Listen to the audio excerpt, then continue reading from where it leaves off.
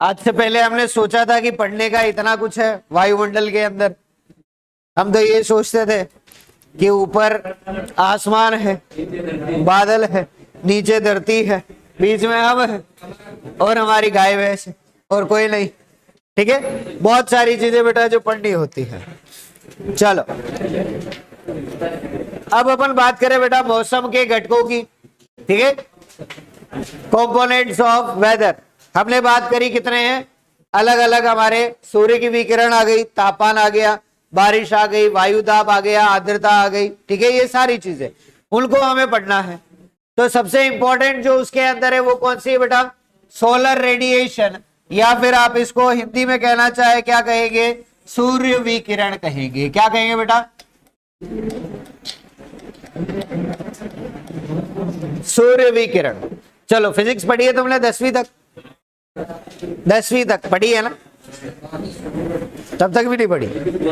ठीक है, चलो कोई बात नहीं, तब तक भी नहीं पढ़ी तब भी चलेगा, फिर भी अपन इसको समझ लेंगे। सबसे पहली चीज जो याद रखनी है वो ये कि सूर्य को क्या कहा जाता है, देवता कहा जाता है। क्या कहा जाता है? अब बेटा बोलो, कुछ नहीं। चलो सूर्य को क्या कहते हैं बेटा, सन कहते हैं या देवता कहते हैं? कहते हैं ना, सबसे पहले सुबह जो देवता दिखते हैं वो कौन है, सूर्य देवता। ठीक है, अब सूर्य देवता को इतना सम्मान क्यों दिया जा रहा है, पहली बात ये। अच्छा, रोज आते रोज चले जाते बेचारे। ठीक है, बड़े भोले वाले से अपना काम करते हैं, कोई परेशान नहीं करते, बस गर्मियों के समय पे ज्यादा परेशान होता है। उस समय उन लोग गुस्सा आ रहा होता है, जो ज्यादा बारिश, वो क्या कहते हैं, ज्यादा गर्मी पड़ती है। ठीक है, ऐसा अपन सोचते हैं, पर ऐसा कुछ नहीं है। ठीक है, सूर्य जो है उसके लिए याद क्या रखना बेटा कि सुबह जब भी होती है उस समय पर सबसे पहले कौन दिखेगा, सन दिखेगा। अब वो किस लिए दिखता है, क्योंकि वहां पर जो एनर्जी हमको मिल रही है वो सबसे पहले किससे मिलती है, सन से मिलती है, सूरज से मिलती है। तो हमारा पहला पॉइंट याद क्या रखना है कि पृथ्वी पर जितनी भी ऊर्जा है उस ऊर्जा का मुख्य स्रोत कौन सा है, तो हम कहेंगे वो कौन है बेटा, सूर्य है, सन है। ठीक है, ये इसका मेन सोर्स है। अगर सूरज नहीं होगा तो क्या पृथ्वी पर कुछ भी हो सकता है क्या, नहीं हो सकता। ठीक है, अगर रेडिएशन नहीं आएगी सूरज की, आप खुद ही देख लो, अगर 2-3 दिन तक बादल हो गए तो तुम खुद बिल्कुल ऐसे उदास से हो जाते हो, होते हुए या नहीं, ऐसा लगता है यार बहुत परेशान हो गए। अब तो सूर्य की रोशनी चाहिए। सर्दियों के समय पे जब भी मैं आता था तो उस टाइम बाहर खड़े रहते हैं, धूप खा रहे हैं। क्यों, तुम एलियन हो क्या? वो भी तो कहता धूप धूप करता रहता है, तुम भी धूप खाते रहते। अभी अगर कहूँ दिन की 3 बज रही है, 4 बज रही है, अब जाओ बाहर थोड़ा, तो जरा अब धूप नहीं खानी है। क्यों, क्योंकि अब वो एनर्जी ज्यादा हो गई है। ठीक है, तो वो एक्स्ट्रा एनर्जी हम कंज्यूम नहीं कर पा रहे हैं। ठीक है, तो यहां पर काम आने वाली चीज क्या है बेटा, सूर्य जो है वो क्या है, पृथ्वी पर ऊर्जा का मुख्य स्रोत है, लेकिन इस ऊर्जा का कितना उपयोग हम करते हैं, सोच के बताओ, लगभग कितना उपयोग करते हो, कितना करते हैं, 0.1%। कितना करते हैं, 0.1%, वो भी सहन नहीं हो रहा। ठीक है, तो इसका जो ऊर्जा का है 0.1% अब यूज करते हैं, वो भी नहीं होता। और अगर पौधों की बात करें तो पौधे कितना करते हैं, 1%। कितना करते हैं, 1%, क्योंकि वो पूरे टाइम सूरज की रोशनी में ही है। ठीक है, चलिए दूसरी हम बात करें, सूर्य की किरणें जो पृथ्वी पर आ रही है वो किस रूप में आती है, तो हम कहते हैं वो किसके रूप में आती है बेटा, इलेक्ट्रोमैग्नेटिक वेव्स के रूप में आती है। इसको क्या कहते हैं, इलेक्ट्रोमैग्नेटिक वेव्स को हिंदी में क्या कहते हैं, ये तो मुझे भी नहीं पता। देखो, इलेक्ट्रो को तो बोल देंगे विद्युत, मैग्नेटिक को बोल देंगे चुंबकीय, वेव्स को बोलेंगे तरंगे। ठीक है, तो हो गया। ये याद रखो बेटा, इलेक्ट्रोमैग्नेटिक वेव्स या हम कहेंगे ईएम वेव्स के रूप में होती है। किस रूप में बेटा, ईएम वेव्स या इलेक्ट्रोमैग्नेटिक वेव्स के रूप में किरणें जो है वो आती है। ठीक है, इनकी खास बात क्या है कि इनको चलने के लिए किसी मीडियम की जरूरत नहीं होती। ठीक है, जैसे आप अभी यहां पर बैठे, पंखा क्यों चला रखा है? क्यों लग रही है गर्मी? टेम्परेचर ज्यादा है सर, इसलिए। ये टेम्परेचर ज्यादा क्यों हो रहा है? ठीक है, तो क्या उन रेडिएशंस को यहां तक पहुंचने के लिए किसी मीडियम की जरूरत पड़ी क्या? उन्होंने खुद अपना रास्ता ढूंढ लिया। ठीक है, दूसरी चीज, एटमॉस्फेयर में कितनी परतें हैं? 4। उन चारों को पार करके यहां पर आ रही है या नहीं? आ रही है। तो अब बताओ, क्या इसको कोई मीडियम चाहिए क्या? कि सर चाहिए ना, एटमॉस्फेयर से आ रही है तो वहां पर तो ऑक्सीजन हमारी गैसें सारी है। लेकिन एक बात बताओ, जब हमारी सबसे ऊपरी परत तापमंडल, उससे पहले क्या है? उसके बाहर क्या है? तापमंडल के बाहर अंतरिक्ष है। सूर्य से लेकर तापमंडल की बाहरी सतह तक ये किरणें कैसे आई? सोच के बताओ। वहां तो वैक्यूम है, वहां तो कुछ नहीं है, कोई गैस नहीं है, कोई पानी नहीं है, कुछ भी नहीं, बस खाली स्थान है। ठीक है, अब वहां से सूरज से लेकर हमारी पृथ्वी तक आ रही है, क्या चलने के लिए कोई मीडियम चाहिए क्या? नहीं। ठीक है, इसीलिए पहुंच रही है। आप किसी ऐसी जगह पर आवाज लगाकर देखो जहां पर हवा नहीं है, क्या आवाज पहुंचेगी क्या? नहीं पहुंचेगी, क्योंकि उनको चलने के लिए मीडियम चाहिए। ठीक है, सर्दियों के समय पर हम बात करें तो हमारी आवाज जो है वो तेज चलती है या धीरे? धीरे चलती है। कारण क्या है? क्योंकि हवा जो है वो धीरे है। ठीक है, लेकिन अगर बात करें कि जब गर्मियों की बात है तो गर्मियों के समय पर हमारी आवाज जो है वो तेज होती है। कारण क्या है? कि हवा जो है वो ध्वनि तरंगे अपने साथ लेकर जाती है, उसकी खुद की स्पीड तेज है। ठीक है, ये कारण है। इनको चलने के लिए कोई भी वहां पर जगह नहीं चाहिए, कोई मीडियम नहीं चाहिए होता। ठीक है, तीसरी बात करें, ये जो हमारी सूर्य की किरणें हैं या सूर्य विकिरण है, वो किससे बनी हुई है? तो हम कहेंगे ये बिल्कुल छोटे छोटे पैकेट या बंडल से बनी है, जिनको हम क्या बोलते हैं बेटा? फोटोन कहते हैं। क्या कहते हैं? फोटोन। ठीक है, फोटोन क्या होता है? तो हम कहेंगे ये ऊर्जा के पैकेट होते हैं। क्या होता है? ये ऊर्जा के छोटे छोटे पैकेट होते हैं। क्या होते हैं? फोटोन। और इन फोटोन से मिलकर क्या बनी हुई है? हमारी सूर्य की किरणें बनी हुई है। ठीक है, हमारे अंदर ऊर्जा किस रूप में बनती है बेटा? पौधों के अंदर या मनुष्य में ऊर्जा किस रूप में बनती है?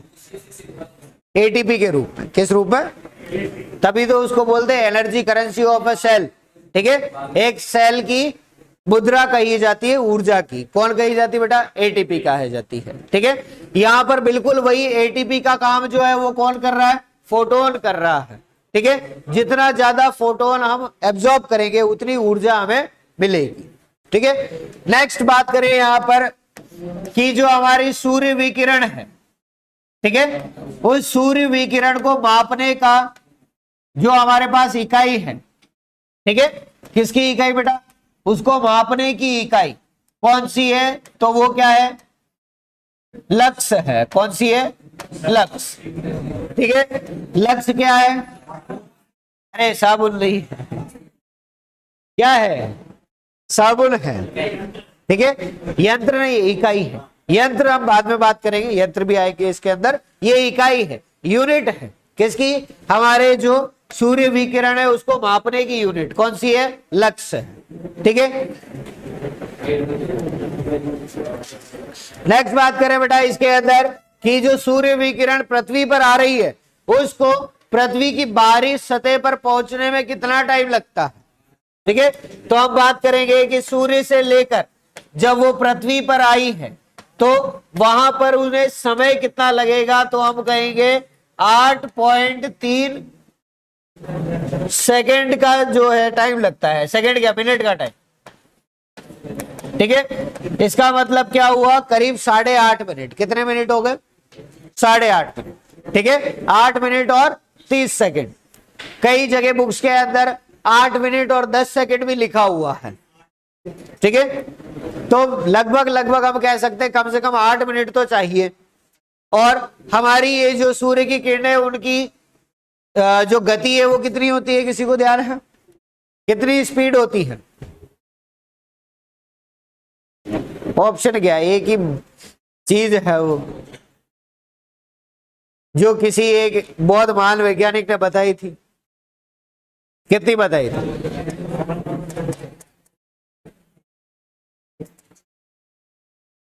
याद आ गया? कितना है?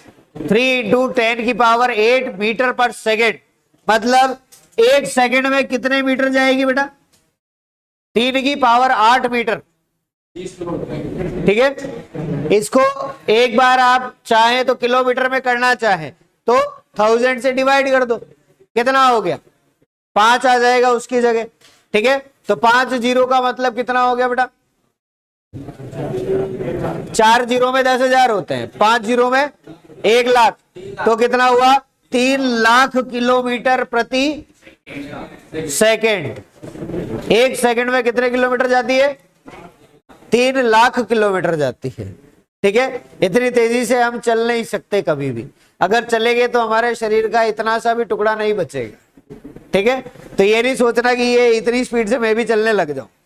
ठीक है, इतनी स्पीड से कौन चल रहा है? केवल लाइट चल रही है। हमारे जो सूर्य की विकिरण है वो चल रही है, तो हम कह सकते हैं ये उसकी क्या है बेटा? गति है, और इसके बीच में कोई अवरोध नहीं है।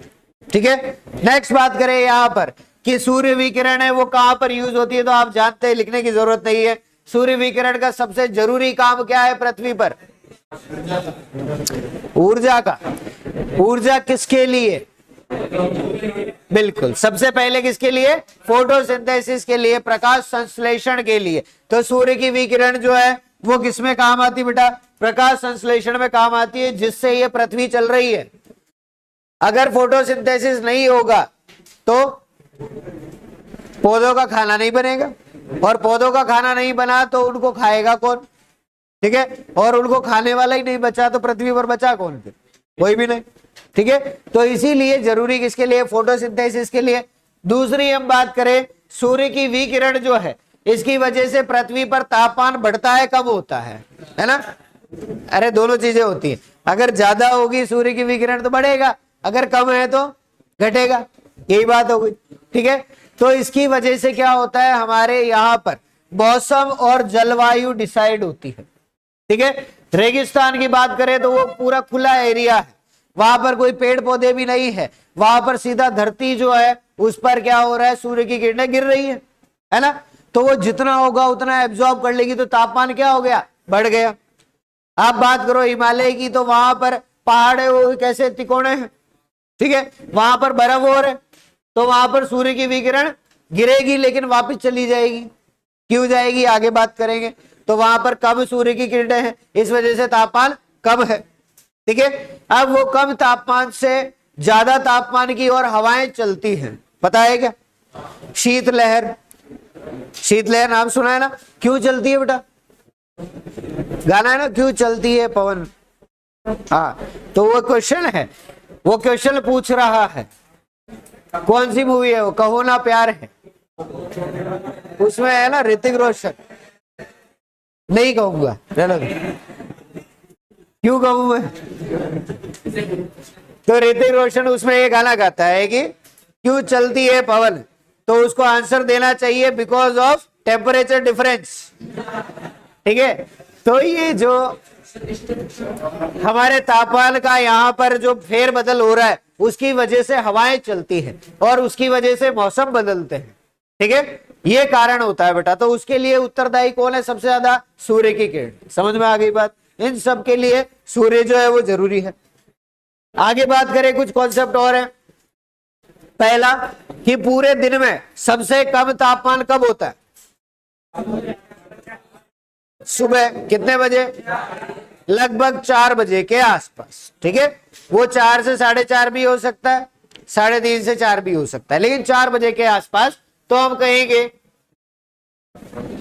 कि जो हमारे तापमान है पूरे दिन की बात करें तो हमें जो न्यूनतम तापमान मिलता है वो कब मिलता है बेटा? सुबह 4 बजे, उसको क्या बोलते हैं? 4 AM। ठीक है, और अगर बात करें सर्वाधिक तापमान कब मिलता है सर? तो ये कब मिलता है बेटा? 2 बजे को क्या बोलेंगे? PM बोलेंगे ना। ठीक है, तो दिन में 2 बजे के करीब जो है वो सर्वाधिक तापमान होता है। क्यों होता है ये बात करें तो यहां पर ध्यान क्या रखना बेटा कि जो भी सूर्य की किरणें हैं, परपेंडिकुलर को क्या कहा जाता है? 90 डिग्री का एंगल जो होता है परपेंडिकुलर, उसको क्या कहते हैं? समकोण कहते हैं। ठीक है, चलो सूर्य की किरणें जो है वो पृथ्वी की सतह पर समकोण गिरती है। कैसे गिरती है बेटा? समकोण होती है। कितने बजे? 12 बजे, दिन में 12 बजे, मतलब फिक्स 12 बजे के आसपास। ऐसा नहीं कि फिक्स 12 बजे ही गिरी उसके बाद वापस तिरछी हो गई। ठीक है, वो थोड़ी देर तक रहती है, लेकिन ये टाइम है कि 12 बजे के आसपास जो है वो बिल्कुल सीधी गिरती है, स्ट्रेट। ठीक है, अब बात आती है सर जब 12 बजे बिल्कुल सीधी गिर रही है तो तापमान तब ज्यादा होना चाहिए ना, 2 बजे क्यों लिखा हमने? ओके, चलो पहली चीज तो ये बेटा कि तापमान जो बढ़ रहा है ना, वो सीधा तापमान जो है वो क्यों बढ़ता है उसकी बात करें तो एक जनरल जो है वो चीज लेकर चले, अपन वापस बचपन में चलते हैं। जब धूप है, हाँ बिल्कुल बेटा, बचपन बहुत कुछ सिखाता है और तुमने जो सीखा है वो बचपन में ही सीखा है, अब तो वापस याद कर रहे हो तुम। चलो, भरी धूप के अंदर पैरों में बिना चप्पल के कौन दौड़ा है? ठीक है, गर्मी ज्यादा कहां लगती है, सर पर या पैर पर?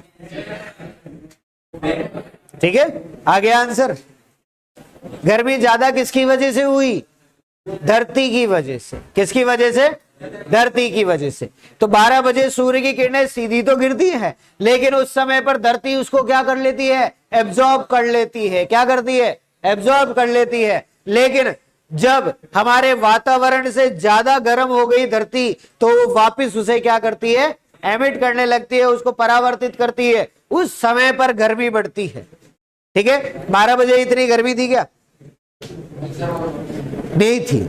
ठीक है, अभी बात करो 3 बजे 4 बजे गर्मी ज्यादा है। क्यों है? क्योंकि अब धरती जो है वो वापस उन सूर्य की किरणों को परावर्तित कर रही है, उस वजह से गर्मी बढ़ती है। इसीलिए हमने कहा कि सूर्य की किरणें जो है वो समकोण तो 12 बजे गिरती है, लेकिन सर्वाधिक तापमान कितने बजे होता है बेटा? 2 बजे होता है। समझ में आ गई बात? ये कारण होता है। अगली बात करें बेटा कि सूर्य और पृथ्वी के बीच में कितना डिस्टेंस है, तो कितना है बेटा? 149.64 किलोमीटर। ओ सॉरी, किलोमीटर नहीं, बिलियन किलोमीटर। कितना है? Billion kilometre. ये m किलोमीटर का मतलब क्या है बेटा? Billion kilometre. ठीक है, ये सूर्य और पृथ्वी के बीच का डिस्टेंस है। अगर आपसे गलती से पूछ भी लिया तो यही पूछेगा, इसके अलावा नहीं पूछेगा। ठीक है, कि इतना डिस्टेंस है। बिलियन का कितना मतलब होता है? 10 लाख। ठीक है, 10 लाख यहाँ पे अगर इधर 0 करोड़ दिया तो 14 करोड़ हो गया, लगभग 15 करोड़ किलोमीटर। कितना किलोमीटर है? 15 करोड़ किलोमीटर डिस्टेंस है पृथ्वी और सूरज के बीच में। और ये सूर्य की किरणें कितने टाइम पे आ जाती है? 8.5 मिनट में, 8 मिनट में आ जाती है। तो तेज चलती है या नहीं? चलती। और हम फालतू में सूरज से दौड़ लगाते हुए चलते हैं कि बादल हो रहे हैं, देखो यहाँ पे छाया हो रही है, वहां धूप हो रही है, अब दौड़ के चल जाते हैं। ठीक है, धूप में खड़े हैं तो जल्दी से भाग के छाया में चल जाते, वहां पहुंचते तब तक वहां धूप हो जाती है ना? ऐसा होता है क्या? नहीं होता। ईश्वर की माया, कहीं धूप और कहीं छाया, वही बात। चलो नेक्स्ट बात करें बेटा। 2 दिन है, आपके आईसीआर के अंदर पूछा हुआ क्वेश्चन है, याद रखना। आईसीआर ने पूछा हुआ है किसके लिए? इक्विनॉक्स के लिए। क्या नाम है इसका? इक्विनॉक्स। इक्विनॉक्स का मतलब क्या होता है? ऐसा दिन जब दिन और रात, ठीक है, दिन और रात जो है वो समान समय के लिए हो। किसके लिए होता है बेटा? समान समय के लिए, बिल्कुल बराबर बराबर समय। तो एक दिन में कितने घंटे होता है? 24। तो 12 घंटे दिन रहेगा, 12 घंटे रात रहेगी। ऐसा परफेक्ट जो है वो साल में सिर्फ 2 बार होता है। ठीक है, कब कब होगा? देखो बेटा, एक बार तो होता है स्प्रिंग के टाइम पे, मतलब बसंत के समय, बसंत का समय कब है? अभी ये शायद अभी चल रहा है। बसंत पंचमी कब आती है? निकल गई क्या? होली कब आती है? आने वाली है सर। ठीक है, तो होली कब आती है? बसंत में तो आती है। ठीक है, दूसरा हम बात करें ऑटम की। ऑटम का मतलब क्या है बेटा? पतझड़। क्या मतलब है? पतझड़। पतझड़ का मौसम कब आता है सर? अभी तो चल रहा है। अभी चल रहा है तो बसंत पंचमी क्यों मनाते हो फिर? हाँ, वही तो मैं कहना चाहता हूं कि वो पतझड़ नहीं है, क्या है? बसंत है। ठीक है, आपका कॉन्सेप्ट गलत है। आप क्या सोचते हो कि हमारे यहाँ नीम के पत्ते झड़ रहे हैं अभी इस समय पर, है ना? तो ये क्या पतझड़ आ गया सर? लेकिन बसंत पंचमी मना रहे। ठीक है, तो ये बसंत है, ये पतझड़ नहीं है, पहली चीज। तो फिर बात आती है सर की फिर पतझड़ कब आता है? पतझड़ कब आता है? सर्दी से जस्ट पहले आता है। कब आएगा? सर्दी से जस्ट पहले। सर्दियां कब स्टार्ट होती है? अक्टूबर में। कब होती है? अक्टूबर में। ठीक है, तो अक्टूबर से पहले क्या आया? सितंबर। ठीक है, तो याद रखना बेटा, एक तो है 21 मार्च और एक क्या है? 23 सितंबर। ये 2 दिन ऐसे होते हैं जब 12 घंटे के लिए दिन और 12 घंटे के लिए रात होती है। दोनों का समय जो है वो बिल्कुल बराबर होता है। ठीक है, इसको हम क्या कहेंगे? इक्विनॉक्स कहेंगे। क्या कहेंगे? इक्विनॉक्स। तो इक्विनॉक्स एक तो आता है बसंत में, एक आता है पतझड़ में। ठीक है, इसको लिख लें एक बार। सर हमारे लिए तो हमेशा रात छोटी ही होती है, जब भी सोते बड़ी जल्दी सुबह हो जाती है ना? ऐसे ही होता है। सर्दियों में तो और बुरा होता है सर। सारे लोग झूठ बोलते हैं कि रात लंबी होती है सर्दी में, हमारे लिए तो बहुत छोटी है।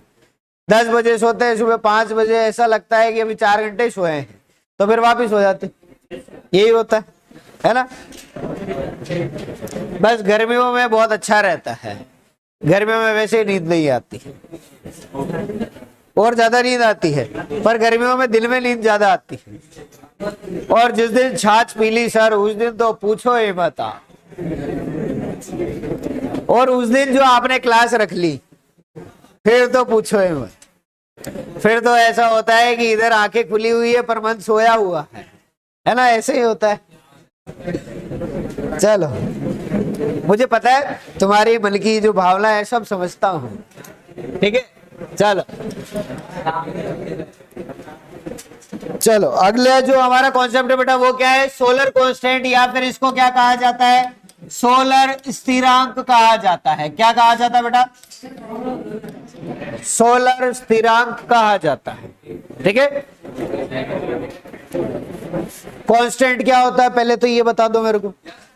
कांस्टेंट क्या होता है? जो फिक्स हो। कांस्टेंट का मतलब क्या होता है? फिक्स। ठीक है, जो बिल्कुल एक समान है, वो कभी बदलता नहीं है। ठीक है, क्या नहीं बदलेगा बेटा? यहां पर किसकी बात कर रहे हैं? सोलर कांस्टेंट की। मतलब सूर्य से निकलने वाली ऊर्जा। किसकी बात कर रहे हैं? सूर्य से निकलने वाली ऊर्जा। क्या वो कभी बदलेगी? क्या नहीं बदलेगी। क्या सूर्य की रोशनी आने में जो टाइम लगता है वो कभी बदला क्या? आज तक नहीं बदला। कभी किसी दिन हुआ कि मैं नाश्ता करने लग गई, मेरे को थोड़ा टाइम लग गया, आज 8.5 मिनट की जगह 9 मिनट लग गए, कभी ऐसा हुआ? नहीं हुआ। हमेशा फिक्स है, तो ये कभी बदलने वाला नहीं है। तो सूर्य की किरणें जो अपने साथ प्रकाश लेकर आ रही हैं, वो भी तो वही फिक्स रहेगा, वो भी तो कभी नहीं बदलेगा। तो इसीलिए हमने क्या कहा कि सूर्य की रोशनी जो है वो अपने साथ कितनी एनर्जी लेकर आ रही है वो कभी नहीं बदलेगी, और उसी को क्या कहा जाता है? सोलर कांस्टेंट कहा जाता है। ठीक है, तो पहली चीज हमारा क्वेश्चन बनता है कि सोलर कांस्टेंट क्या दर्शाता है? सोलर स्थिरांक से क्या चीज पता लगती है? तो हम कहेंगे सूर्य की ऊर्जा। क्या पता लगती है? सूर्य की ऊर्जा। एक बार इसको समझ लो क्या चीज है।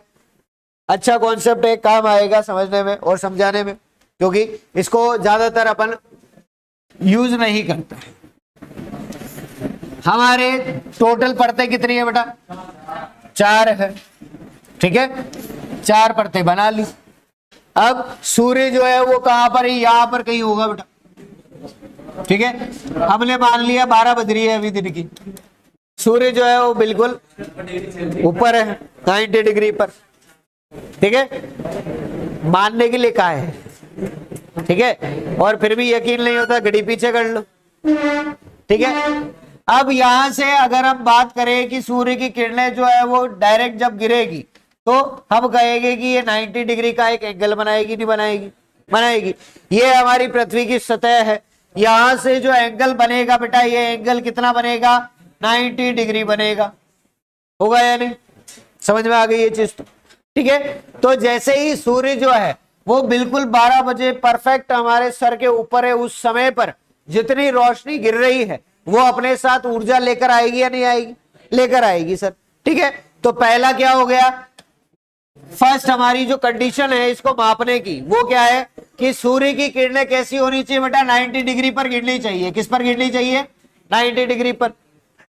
दूसरा, जब हम इसको मापेंगे तो उस समय पर यहां पर कोई एरिया तो चाहिए मापने के लिए, कोई जगह तो चाहिए। तो वो जगह जो है बेटा, उसके लिए याद रखना हम किस जगह पर मापेंगे, वो एक ऐसी जगह होगी जिसका क्षेत्रफल जो है वो कितना होगा? 1 स्क्वायर सेंटीमीटर होगा। कितना होगा? 1 स्क्वायर सेंटीमीटर। तो हम कहेंगे दूसरा हमारे पास क्या हो गया? 1 स्क्वायर सेंटीमीटर का क्षेत्रफल हो गया। चलो, इसकी ये साइड कितने सेंटीमीटर की होगी? ठीक है, 1 सेंटीमीटर की होगी। और ये भी 1 सेंटीमीटर, तो मल्टीप्लाई करोगे तो क्या आएगा? 1 स्क्वायर सेंटीमीटर, ठीक है। तो लगभग 1 सेंटीमीटर का एक ऐसा क्षेत्र जिस पर सूर्य की किरणें बिल्कुल सीधी गिर रही है, ठीक है, कितने समय के लिए? वो याद रखना बेटा, 1 मिनट के लिए। कितने मिनट के लिए?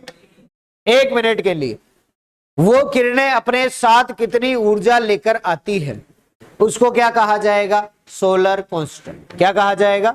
सोलर कांस्टेंट, ठीक है। तो हमने तीनों चीजें समझ ली। पहला, सूर्य की किरणें जब बिल्कुल स्ट्रेट गिरेगी 90 डिग्री पर, ठीक है। दूसरा, कितने भाग पर? 1 स्क्वायर सेंटीमीटर भाग पर। और कितनी देर के लिए? 1 मिनट के लिए। तो वो जितनी ऊर्जा हमारी पृथ्वी को दे गई उसको क्या कहा जाएगा? सोलर कांस्टेंट कहा जाएगा। समझ में आ गई बात? कोई डाउट इसके अंदर? समझ में आया नहीं आया? गुमसुम क्यों बैठे हो? जोक सुनो क्या? ठीक, नींद आ रही है? तकिया लेके आऊं तुम्हारे लिए?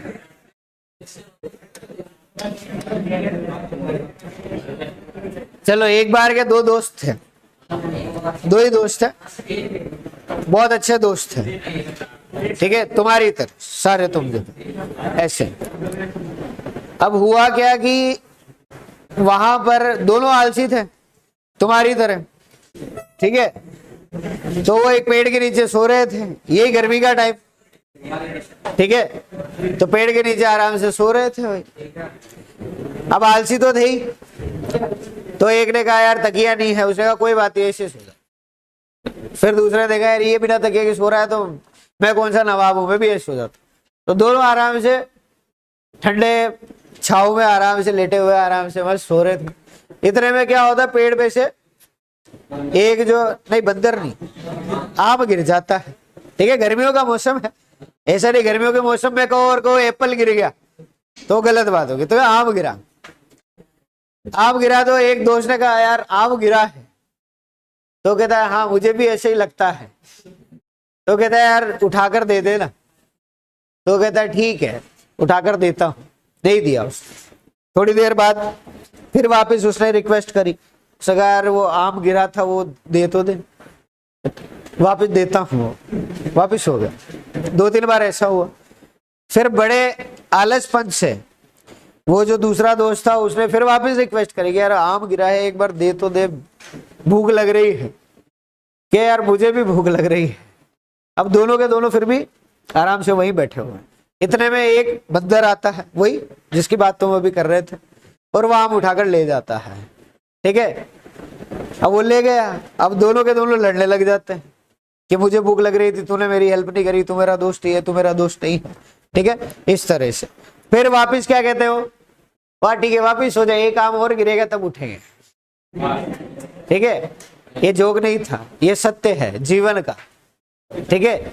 ये किसका सत्य है? लाइफ का सत्य है कि हम आलसी हो जाते हैं। आज आप एग्जाम जो दे रहे हो, अगर वो हमसे क्लियर नहीं हुआ तो हम वापस से इंतजार करेंगे कि ये फल जो है वापस कब गिरेगा, तब तक के लिए वापस से सो जाओ। ठीक है, यही होता है नहीं होता है। ठीक है, करना इतना सा है कि उठकर जो है वो फल ले लेना है बस।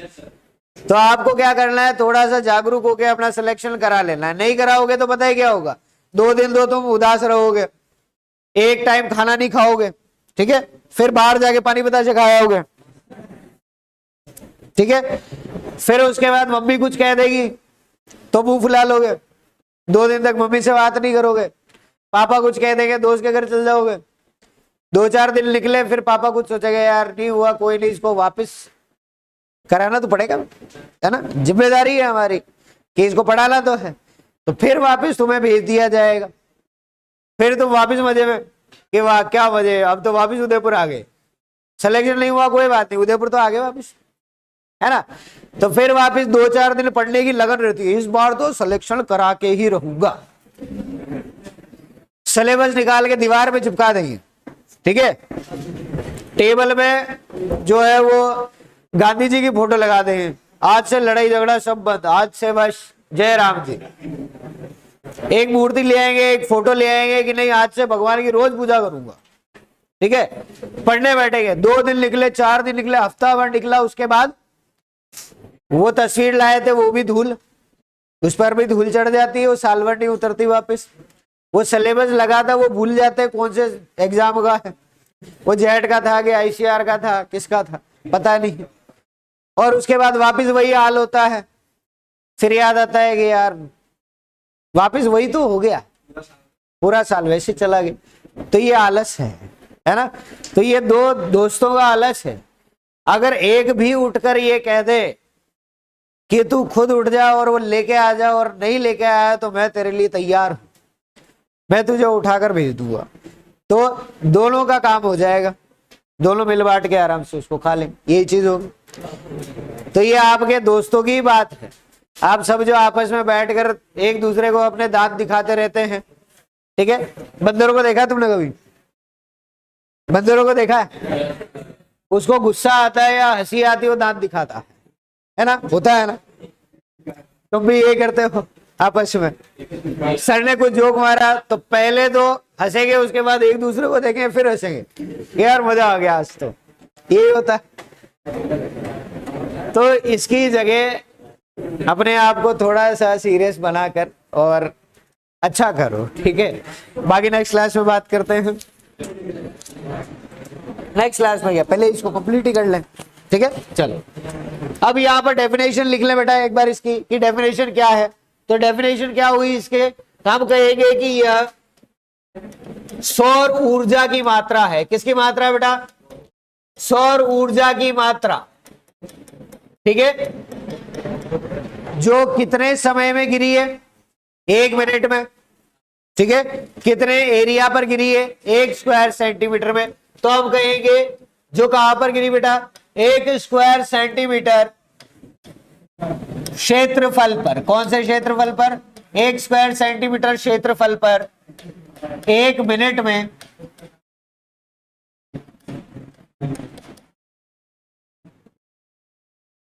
प्राप्त हुई है, ठीक है। कब प्राप्त हुई है वो भी लिख दे साथ में, कब प्राप्त हुई बेटा, जब सूर्य की किरणें 90 डिग्री पर गिरती हैं, ठीक है, पृथ्वी की सतह पर जब सूर्य की किरणें 90 डिग्री पर गिरती है तो उस समय पर 1 मिनट में 1 स्क्वायर सेंटीमीटर पर जो भी ऊर्जा आई है उसको क्या कहेंगे, सोलर कांस्टेंट। समझ में आ गई बात, सिंपल सी डेफिनेशन है, सिंपल सा मतलब है, और इसकी यूनिट है वो भी बड़ी सिंपल है, लेकिन एग्जाम में वो पूछी जाती है और हम कंफ्यूज कर जाते हैं, ठीक है। इसकी वैल्यू कितनी है वो ध्यान रखे बेटा, तो कितनी है, 1.94 कैलोरी पर स्क्वायर सेंटीमीटर पर मिनट, ये इसकी वैल्यू है, ठीक है। मतलब 1 मिनट में 1 स्क्वायर सेंटीमीटर पर सूर्य की कितनी ऊर्जा गिरती है बेटा, 1.94 कैलोरी, कितनी गिरती है बेटा, 1.94 कैलोरी जो है ये ऊर्जा सूर्य की गिरती है। ठीक है, समझ में आ गई बात? कोई डाउट इसके अंदर? एग्जाम के अंदर जो क्वेश्चन पूछा बेटा, क्वेश्चन भी देख लो एक बार। क्वेश्चन पूछा था कि इसकी यूनिट क्या होती है।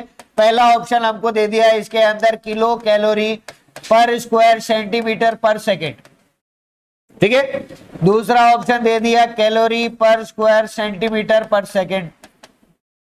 तीसरा ऑप्शन अपन को दे दिया है इसके अंदर कैलोरी पर स्क्वायर मीटर पर मिनट। और चौथा ऑप्शन हमको दिया कैलोरी पर स्क्वायर सेंटीमीटर पर मिनट। तो आंसर क्या आ गया? डी। ये अभी तो समझ में आ रहा है क्योंकि अभी अपन पढ़ रहे हैं समझ के। एग्जाम आते आते सब बराबर हो जाते हैं, कौन सा कैलोरी कौन सा किलो कैलोरी है पता ही नहीं लगता। तो उस टाइम पर मेरी बात ये याद रखना, तीन चीजें याद रखनी है। एक तो सूर्य की किरणें सीधी गिर रही हो, कितने समय के लिए? 1 मिनट के लिए। कितने एरिया पर? 1 स्क्वायर सेंटीमीटर पर एरिया पर गिर रही है। ठीक है, और जो ऊर्जा है उसको मापने की यूनिट क्या है? कैलोरी। तो कैलोरी प्रति स्क्वायर सेंटीमीटर प्रति मिनट जो है उसकी यूनिट होगी। ये हमें याद रखना है। ठीक है, दूसरा बात करें, इस यूनिट को हमने थोड़ा सा चेंज कर लिया। ठीक है, चेंज कैसे किया बेटा? हमने एक नई यूनिट जो है वो हमने इसकी लिखी, कौन सी? लैंगली। कौन सी लिखी बेटा? लैंगली प्रति मिनट। ठीक है, उसके अंदर कितना आता है? 2। ठीक है, लैंगली का मतलब क्या हुआ? कैलोरी प्रति स्क्वायर सेंटीमीटर। क्या मतलब हुआ उसका? कैलोरी प्रति स्क्वायर सेंटीमीटर। तो लगभग जो है वो हम इसके आसपास लिखते हैं 2 लैंगली प्रति मिनट। आपसे पूछने पर ये 2 ही चीजें पूछ सकता है सोलर कांस्टेंट से कि सोलर कांस्टेंट की वैल्यू क्या है। तो दोनों में से कोई एक आएगी, 1.94 कैलोरी पर स्क्वायर सेंटीमीटर या फिर 2 लैंगली प्रति मिनट। ठीक है, या फिर पूछेगा इसकी यूनिट क्या रखते हैं, तो यूनिट ध्यान रखनी है। इसके अलावा कोई क्वेश्चन इस पर नहीं बन। समझ गए? समझ में आ गया क्या? ठीक, लिख लो।